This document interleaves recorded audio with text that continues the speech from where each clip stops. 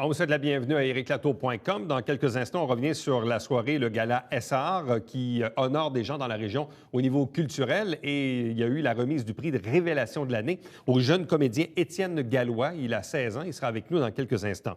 Mais d'abord, parlons des coupures. Coupures de 750 000 cette année pour les centres à la petite enfance, les garderies, les CPE. On en discute à l'instant avec la présidente de l'Association des CPE de la Vallée-des-Forts.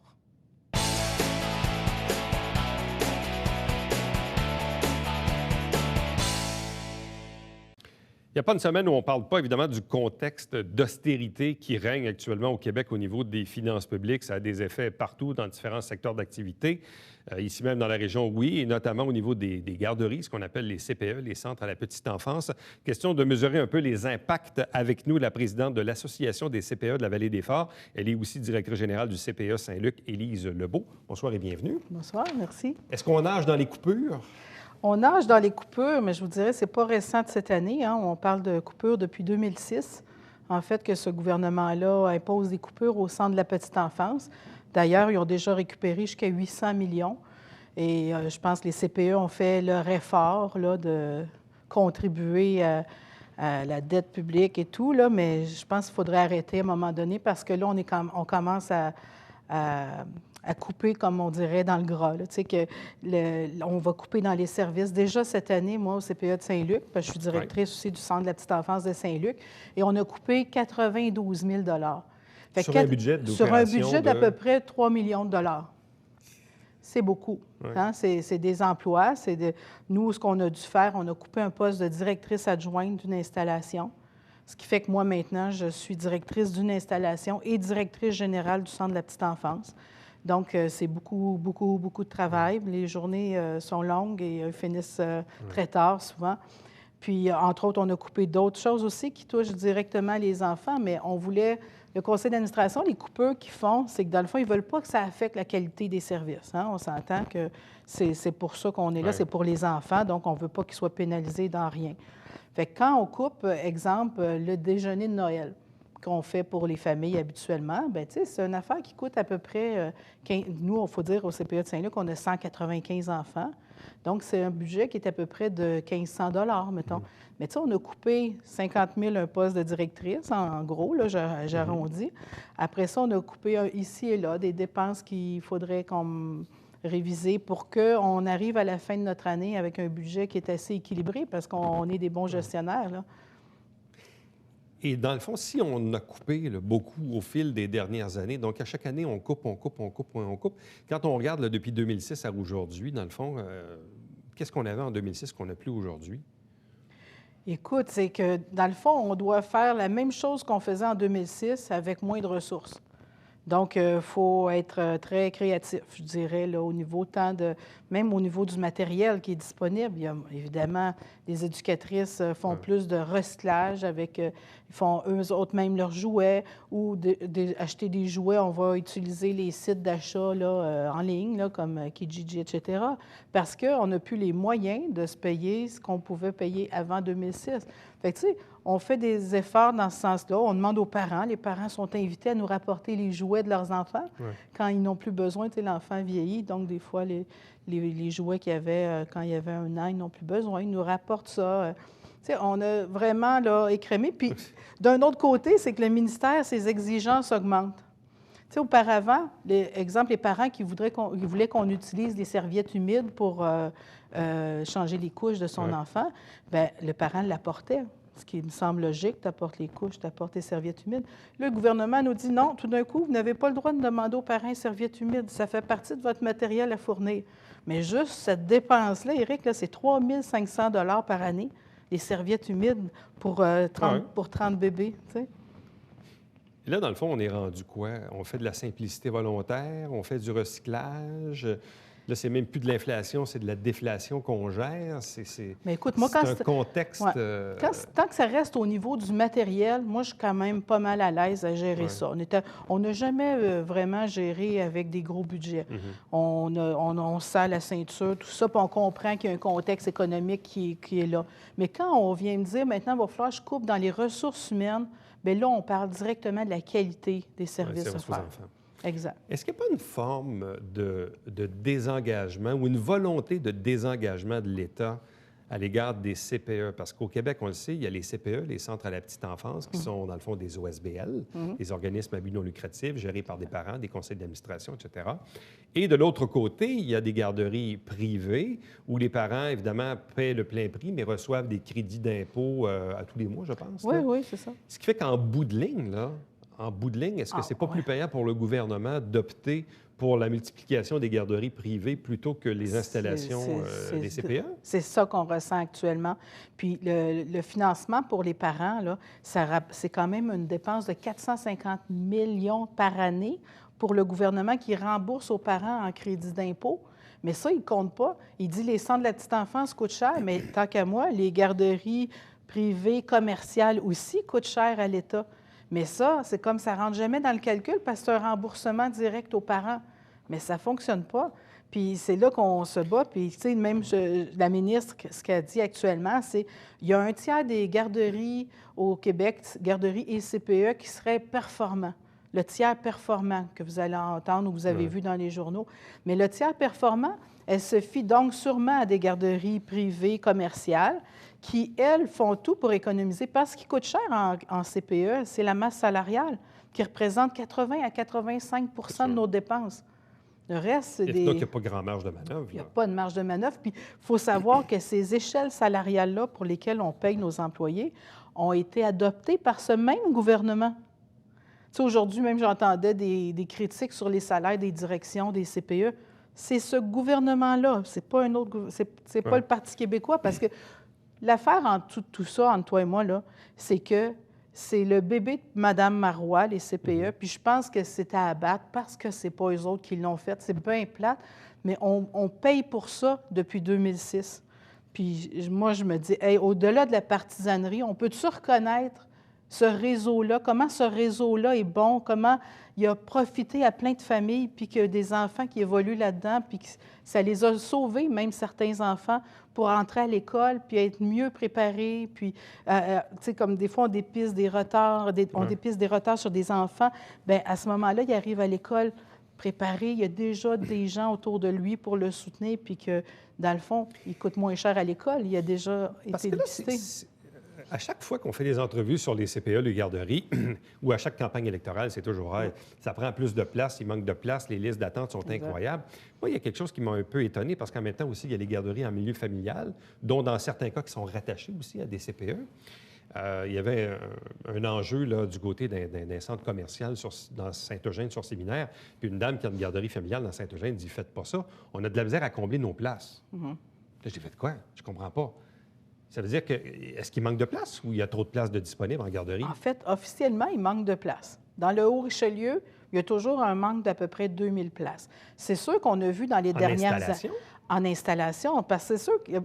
Je ne veux pas dire que les parents préfèrent l'installation, mais au niveau de la sécurité, souvent, ils préfèrent l'installation parce qu'il y a une surveillance. Au niveau des horaires aussi. Au niveau des horaires. Quand on a du milieu familial, évidemment, si la dame prend des vacances, bien là, le CPE, le milieu de garde est fermé, c'est ça. Puis je ne veux pas dire par là que les milieux familiaux, ce n'est pas sécuritaire. Non, mais je veux dire que la perception des parents, ça peut être ça. Puis je suis, pour avoir moi-même géré du milieu familial à un moment donné, il y en a d'excellents milieux familiaux. Mais ce que les places vacantes, en fait, qui commencent à y avoir, même dans certains CPE, c'est que là, les parents, ils se sont fait dire par ce même cher gouvernement que ça coûtait peut-être moins cher à cause de la nouvelle modulation des tarifs qui est effective là, depuis avril ou mai, quelque chose comme ça. Puis là, ils ont dit aux parents, allez vérifier sur le site du ministère du Revenu. Peut-être que ça va même vous coûter moins cher en garderie privée à 45 $ par jour. Même si en CPE, c'est 7,30 $. Excusez, Ça va. Fait que, tu dis, qu'est-ce que c'est ça? Tu dis, avant, c'était 7,30 $. Là, le parent peut payer jusqu'à 21 $ par jour en CPE avec la modulation des tarifs selon son salaire. Mais là, on vient lui dire, hey, peut-être ça vous coûterait moins cher en garderie privée. Puis la ministre, ce qu'elle n'arrête pas de dire, c'est de qualité égale, un centre de la petite enfance et une garderie commerciale. Mais je m'excuse.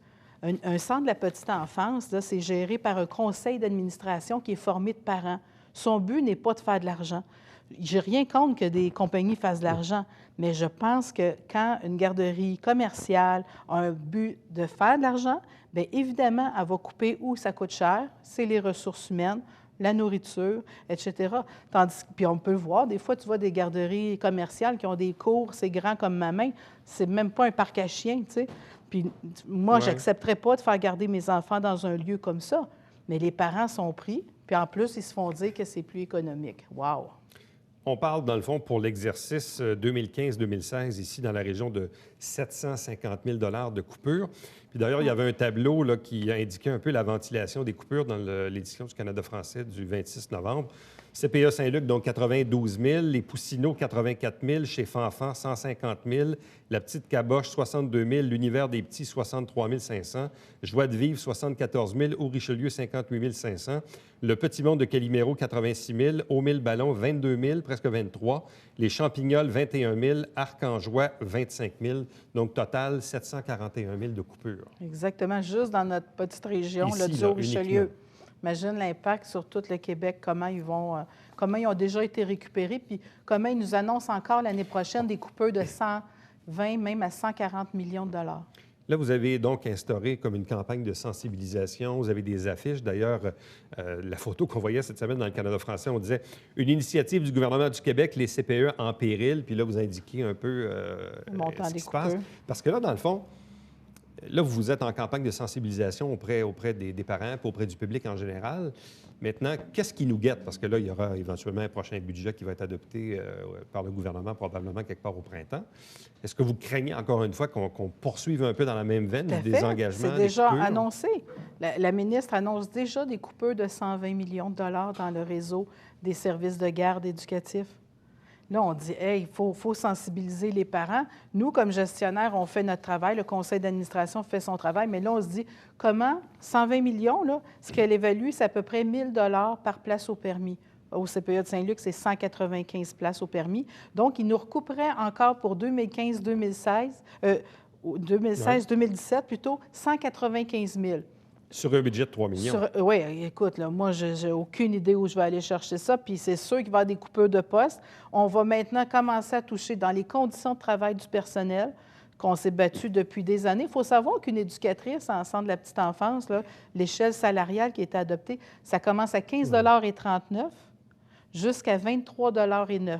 Hey, c'est pas... Déjà, moi, je trouve que c'est des salaires quand même minimal, on s'entend, pour une fille qui a un DEC en technique d'éducation à l'enfance, c'est pas beaucoup. Puis là, en plus, on va lui couper des heures parce qu'il y a moins d'enfants, parce que exemple... Là, il va être obligé d'augmenter les ratios. Non, le gouvernement dit on ne touche pas au ratio. On ne peut pas toucher au ratio. Pensez-y, une éducatrice peut s'occuper de 5 petits bébés. Vous êtes en train de nous dire finalement que ça va craquer de partout. Là. Bien, le système va craquer. C'est ce qu'on annonce, c'est ce qu'on lui dit au gouvernement, à la ministre. On dit, écoutez, ça ne marche plus. Là. Puis en plus, c'est qu'il y a eu un rapport qui a été fait parce que, évidemment, il y a des choses à améliorer dans le réseau. On ne dit pas qu'il n'y a rien à améliorer. Puis il y a un rapport qui s'appelle le rapport Boisvert qui est sorti il y a à peu près, 3 ans. Et il y avait 20 solutions pour améliorer le système. Mais ce gouvernement-là, non, c'est à coup de coupure. Puis on sent très bien qu'ils veulent pousser les garderies commerciales. Élise Lebeau, merci beaucoup. Merci, Éric. Bonne chance malgré tout. Merci beaucoup. Restez avec nous, puisqu'au retour, on revient sur le gala SR qui s'est déroulé il n'y a pas tellement longtemps et on vous présente la révélation de l'année.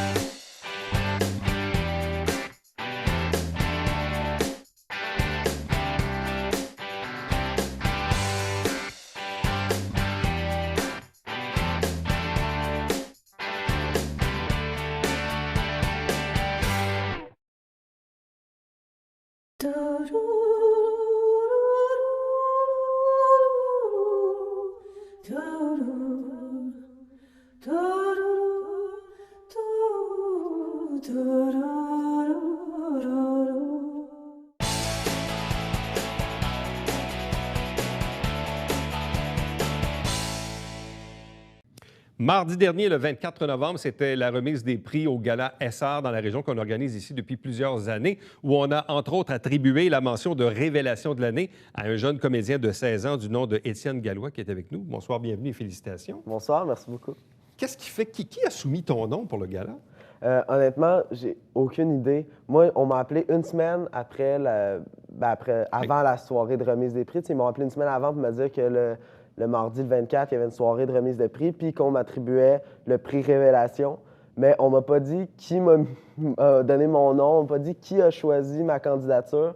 Moi, on m'a juste dit que ma mère, ça faisait 6 mois qu'elle était au courant, puis qu'elle m'a juste pas dit.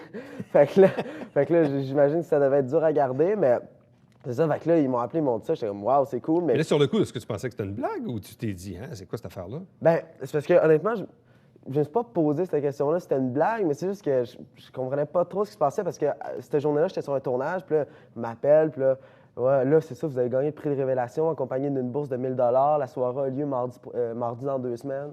Là, je suis comme, ah, ben, OK, c'est cool. Là, après, je dis ça à ma mère a fait, ouais, ça fait 6 mois que je le sais. OK. Et là, t'as dit quoi à ta mère? Ben là, j'étais comme, ben, OK, mais ça représente quoi? C'est quoi un peu? Puis là, elle me dit, ben, une soirée, c'est la dixième cérémonie de cette soirée-là. Puis, ben, le prix Révélation. Là, elle me dit que l'année d'avant, c'était Valérie Lahaye qui l'avait eu. Fait que là, j'étais comme, waouh, c'est cool. Puis, non, j'étais content. Puis là, c'est ça, il me disait aussi que c'est ma mère qui avait invité du monde à mon insu. Fait que moi, j'ai pas su avant la soirée même qui venait. Fait que j'avais plein de surprises. OK, fait que c'était une soirée de surprise finalement. Ouais, c'est ça. ouais. Bon, évidemment, ça doit faire quand même un certain velours quand on se fait honorer dans notre communauté. Révélation de l'année, où tu l'as dit, accompagné d'une bourse de 1 000 $ qui vient du Fonds Claude Raymond, qui fait des trucs aussi en sport, mais également au niveau des arts et de la culture. Parle-nous un peu de ton cheminement, parce que tu as 16 ans. Là, tu es en secondaire 4 à l'école Joséphine d'Endurant à Saint-Jean. Mais à quel moment as-tu commencé à faire des apparitions télé, à en devenir comédien? Comment c'est arrivé? Ben, en fait, à 11 ans, en fait, à 10 ans, je me suis toujours intéressé à la télévision puis au cinéma. Mais à 10 ans, un moment donné, je me suis levé puis j'ai fait comme, hey, comment ça qu'il y a des jeunes dans des émissions de télé? Moi, pour moi, acteur, c'était comme n'importe quel métier. Tu faisais ça quand tu étais adulte. Puis là, ma mère a fait non, mais il y a des agences pour jeunes. Puis il y a des agences qui représentent des jeunes. Tu passes des auditions, tu décroches des rôles. Puis là, j'étais comme, waouh, mais moi, ça me tente de faire ça. Fait que là, j'ai gossé ma mère avec ça pendant 1 an. Parce que, tu sais, au début, c'est sûr qu'elle n'était pas sûre si je niaisais, si j'allais m'investir. Fait que ça m'a pris 1 an à convaincre, mais je l'ai convaincu. Il l'a convaincu? Ouais. Fait qu'à 11 ans, j'ai commencé. Mais là, c'est quoi? Ils t'ont inscrit dans une boîte? Ouais, dans une agence qui, là, malheureusement, n'existe plus. Elle a fermé, mais c'était l'agence La Bulle. Puis j'étais allé passer une audition là. Puis j'ai été choisi parmi tous ceux qui étaient là. Fait que je suis entré dans l'agence. Et là, quels sont les premiers rôles que tu as obtenus? Bien, c'est ça. Cette année-là, la première année, j'ai décroché à ma première audition un rôle principal sur une web-série de Radio-Canada. Ça s'appelait Le chum de ma mère est un extraterrestre. OK. Puis durant ce tournage-là, j'ai eu un coup de foudre avec le scénariste de la série. On est devenus frères de cœur là, parce que on a tellement trippé qu'il m'a écrit un rôle l'année d'après sur un court-métrage, Petit frère. Puis on l'a tourné, c'est ça, l'été d'après. Oui, c'est ça, l'été d'après. Puis ce court-métrage-là a eu beaucoup de succès. On est allé à Cannes avec ça, en compétition officielle. On a gagné plusieurs prix. On a gagné meilleur acteur à Fantasia l'année dernière. Toi, tu es allé à Cannes aussi? Oui, moi je suis allé. Tu as accompagné le groupe? Oui. C'est moi qui ai présenté le film aussi. OK. Dans le jury, oui. C'était un bel honneur, c'était vraiment cool. On était très contents du succès qu'on a eu par rapport à ce film-là. Et puis là, récemment, quels sont les rôles que tu as faits? Là? Bien là, je suis sur une production à Télé-Québec, une série web qui s'appelle Marc en Pluche. J'interprète le rôle principal. Je joue aussi avec Pas de parents, une série web encore à Vrac, où j'interprète un des rôles principaux aussi.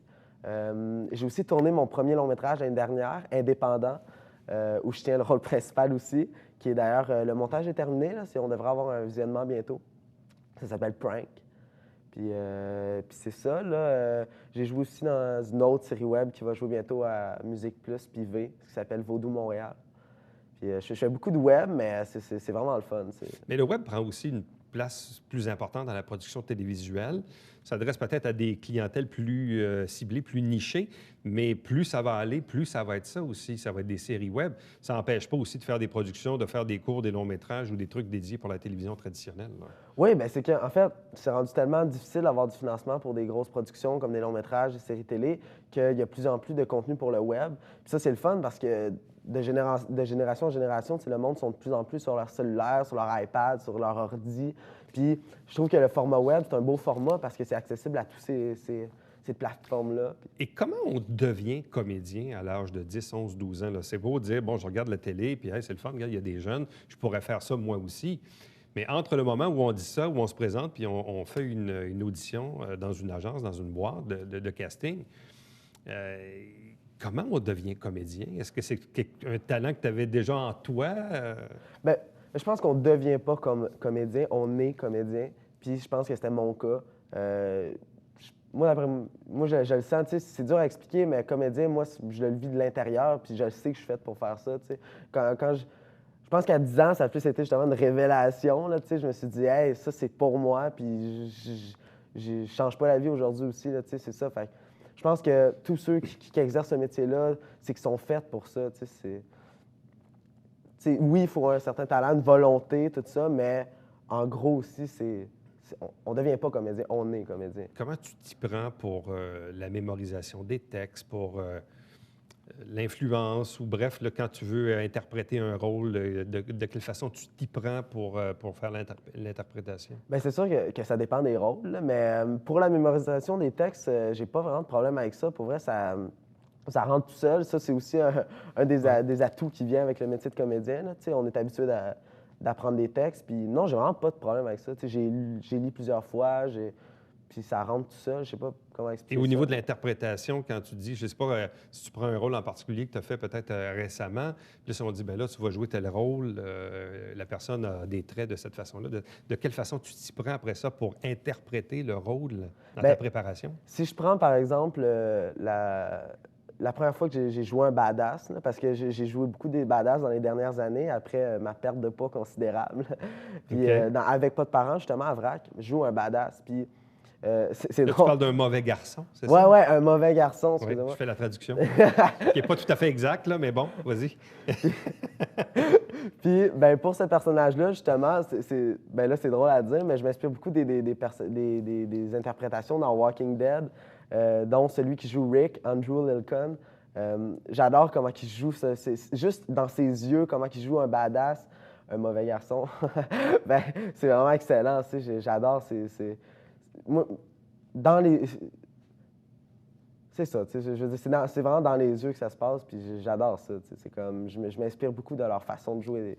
Bon, est-ce que quand tu es en tournage, évidemment, puis là, parfois, il faut répéter la scène plusieurs fois, il faut faire quelques prises, comment es-tu à l'aise là-dedans? Parce que parfois, comme on dit, hein, le fameux mot anglais, c'est comme « stagé », là, parce que c'est un peu ça aussi quand on enregistre des trucs. Comment tu vis avec ça, avec les plateaux de tournage? Parfois, on est un peu coincé dans le temps, il faut faire vite.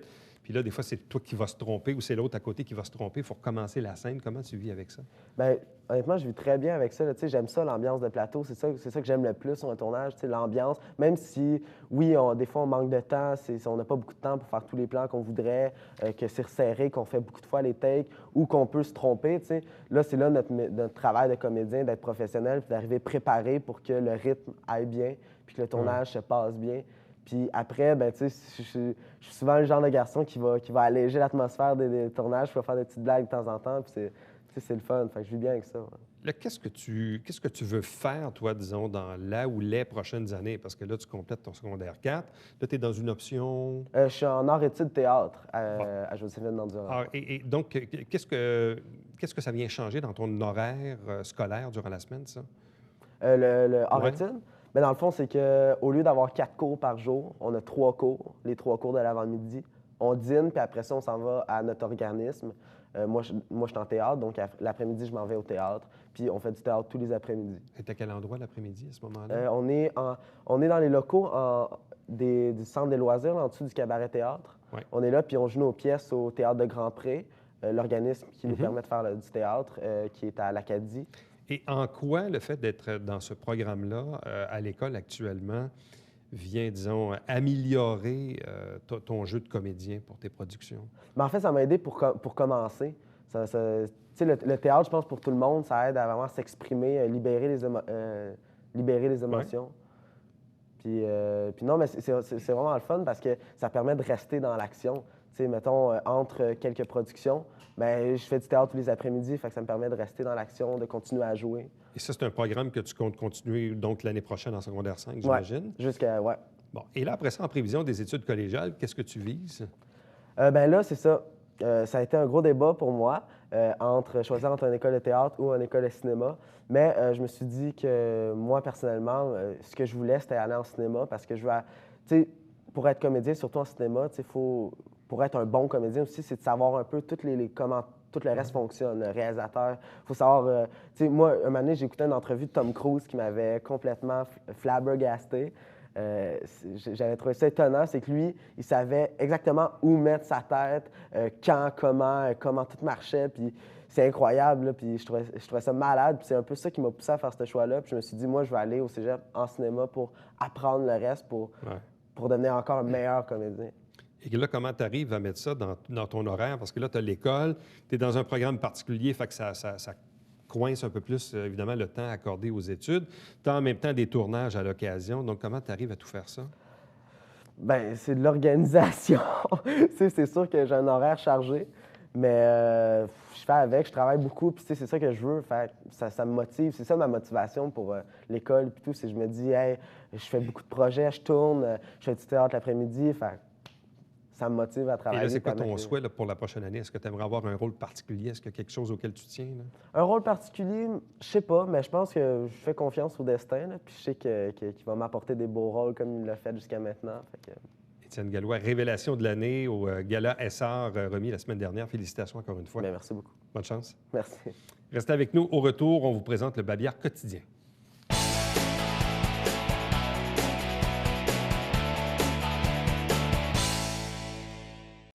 On vous rappelle que la vitesse sera désormais réduite sur le boulevard Saint-Luc, la 104, dans le secteur du parc Rémière, aux limites de la Prairie, où la vitesse sera abaissée de 90 à 70 km/h. On vous rappelle que le Télébingo est toujours le dimanche matin, 9h30, en direct avec 3 500 $ en prix. Si vous désirez acheter vos cartes pour connaître la liste des détaillants, www.tvhr9.com. À demain. Bye-bye.